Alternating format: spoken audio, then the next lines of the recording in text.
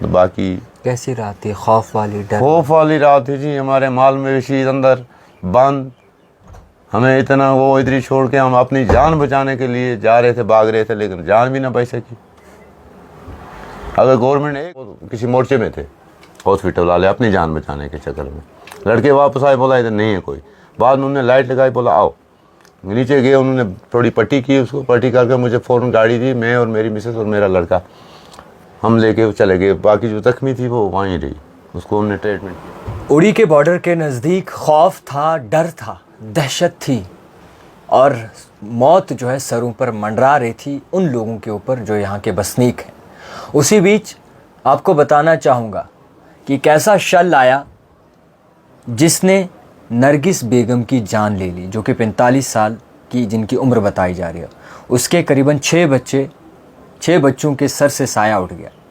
हमारे साथ एक शख्स मौजूद हैं जो उसी गाड़ी में थे जिसमें नरगिस बेगम थी, जो अब इस दुनिया में नहीं रही। इनसे जानेंगे कि आखिरकार क्या माहौल था, क्या डर था और किस तरीके से अपनी ज़िंदगी बसर करते हैं, क्योंकि ये चीज़ पहुंचाना आप तक बेहद ज़्यादा ज़रूरी और लाजमी है। उस वक्त भी मैं उड़ी था और जिस तरीके से जब शेलिंग या फायरिंग आपस में चल रही थी, मैं इसी जगह पर था, आगे था, थोड़ा सा नज़दीक था, बहुत ज़्यादा। मगर ये चीज़ें जो हैं आप तक पहुंचाना इसलिए ज़रूरी क्योंकि इंसाफ मिलना चाहिए। इंसाफ इसलिए क्योंकि सोचना चाहिए जंग से पहले कि आखिरकार तैयारियां की जाती हैं और कई सारे लोगों की जानें भी बच सकती हैं अगर वक्ती तौर पर जो इक़दाम लिए जा सकें। हुजूर, नाम क्या है आपका? मोहम्मद सलीम खान। सलीम साहब, क्या हुआ था उस रात? सर, हम निकल रहे थे अपने घरों से अपना बचाव करने के लिए, बारामूला के किसी तरह पहुँचे। हमारे कुछ रिश्तेदार थे, या गवर्नमेंट ने भी इंतज़ाम किया नहीं किया, लेकिन हमने सोचा कि अगर शिलिंग हो गई तो रात को हमारा बचना मुश्किल है। तो हम भाग रहे थे। हम 10 आदमी थे उसमें, स्कॉर्पियो में। एक स्कॉर्पियो में ड्राइवर के समेत 9 पैसेंजर थे हम। आप जान बचाने के लिए जा रहे थे हम। यहाँ से हम निकल गए थे।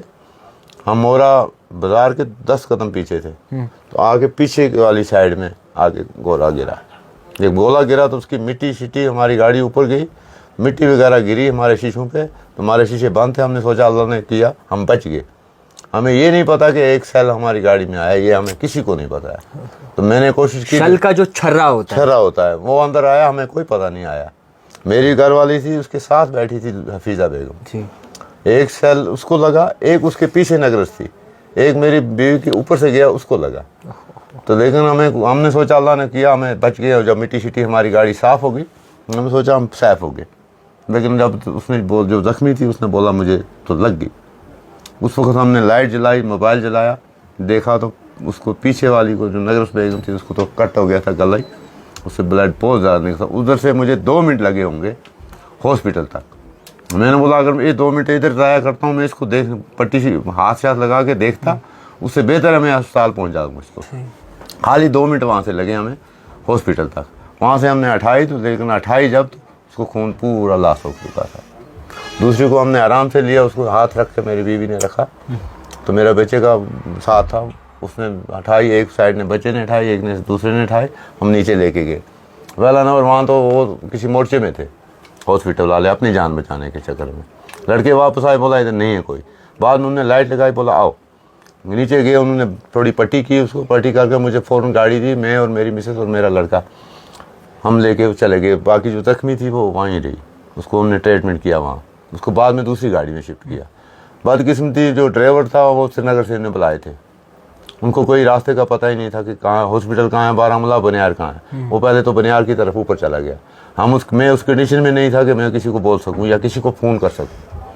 खैर तो मैं पहुँचाया, वो सीधा खोई बाग चला गया, बारामूला से खोई। मैंने उसको मशीन थी गाड़ी में, मैंने वो उंगली में लगाई। एक लड़का उन्होंने दिया था साथ, जो उसने सिलेंडर पकड़ के रखा था, तो मैंने वो मास्क उसकी पकड़ के रखी थी। एक हाथ मैंने गाड़ी को पकड़ा था, एक मास्क। मैं मोबाइल के कंडीशन में नहीं था। तो मेरी बीवी थी साथ में, एक मेरा बच्चा था, एक और ये बच्ची थी उसकी।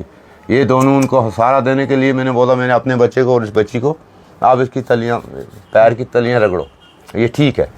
इनको मैंने सहारा देता। उधर से मैंने मशीन लगाई उसको उंगली में, हार्ट बीटिंग की। हार्ट बीटिंग कम से कम बराबर खानपुर तक चलती थी।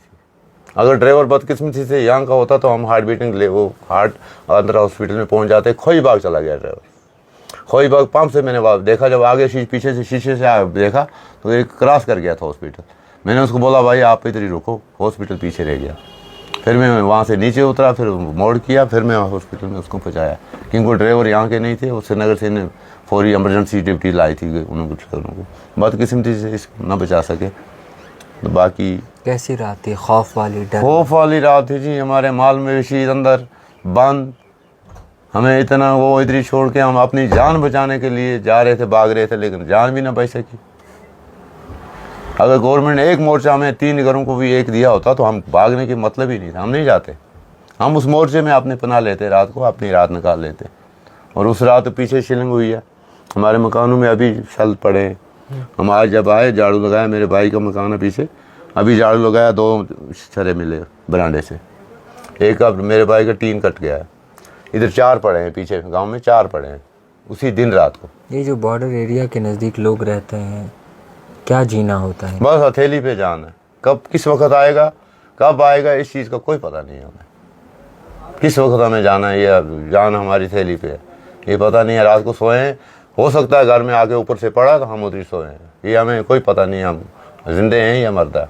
इस हालात में जब ये हालात होती है, हमारा कोई भी उस वक्त ये नहीं है कि हम मरेंगे या जिएंगे, इस चीज़ का ऊपर वाले के हाथ में। बहुत शुक्रिया वक्त देने के लिए। फ़िलहाल के तौर पर बॉर्डर के नज़दीक जो भी लोग रहते हैं कहीं ना कहीं परेशान हैं, खौफ ज़द में हैं, और इनके ये भी कहना है कि कहीं ना कहीं हर एक चीज़ की सुविधा होनी चाहिए, क्योंकि हमेशा जितने भी बॉर्डर के नज़दीक रहते हैं, जो भी LOC के नज़दीक रहते हैं, चाहे पुंछ हो, उड़ी हो, मुख्तलिफ RS सेक्टर हो, मुख्तलिफ जगहें हों, वहाँ के नज़दीकी जो भी लोग हैं उन पर हमेशा जो है परेशानी का साया होता है। तो फ़िलहाल के तौर पर ख़ास रिपोर्ट उड़ी से पहुँचाने की कोशिश की। देखते रहिए द टाइपराइटर जावेद खान के साथ।